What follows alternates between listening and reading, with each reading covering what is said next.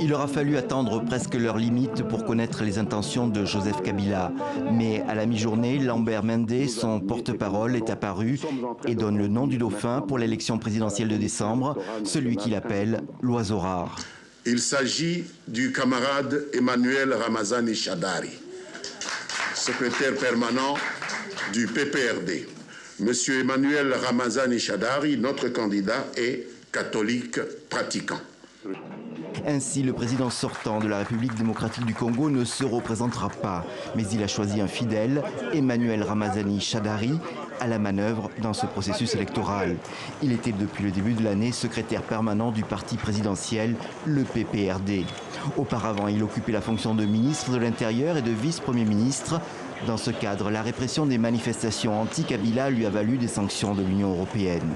Lambert Mende a aussi souligné sa religion, catholique, certainement une pique pour la hiérarchie catholique qui s'est positionnée fortement dans l'opposition ces derniers mois. Emmanuel Ramazani Shadari a un autre avantage. C'est un homme de l'Est du pays, du Maniema plus exactement. Il est député de Kabambaré et jurait qu'il n'avait d'autres ambitions que de se représenter à ce poste. Cette candidature officialisée, on connaît désormais l'affiche de cette présidentielle. Le candidat du PPRD devra affronter quelques poids lourds de l'opposition. Jean-Pierre Bemba s'est inscrit jeudi dernier après son retour d'exil.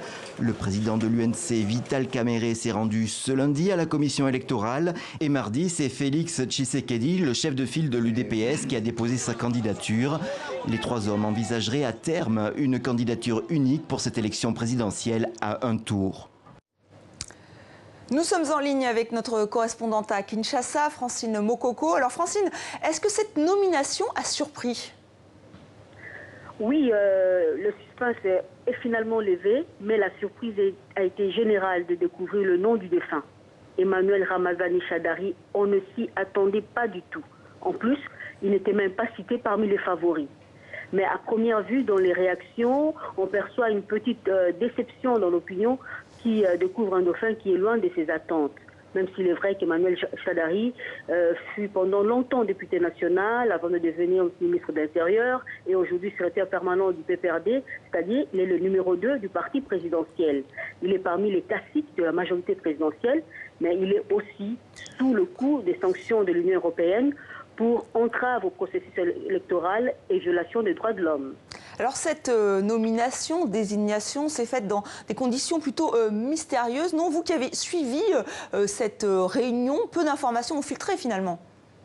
Oui, il faut dire que la désignation a été faite dans le plus grand secret, pratiquement plus de 20 heures après la tenue d'une réunion entre le président Joseph Kabila et les 155 signataires de la charte du FCC, le Front commun pour le Congo, sa nouvelle plateforme électorale. Cette réunion est une réponse aux pressions exercées sur Joseph Kabila par la communauté internationale. Joseph Kabila, qui a la culture du secret, a fait en sorte que cette rencontre qui a eu lieu dans sa ferme de Kindakati ait gardé son caractère mythique, ce qui n'a fait que susciter plus de curiosité au sein de l'opinion.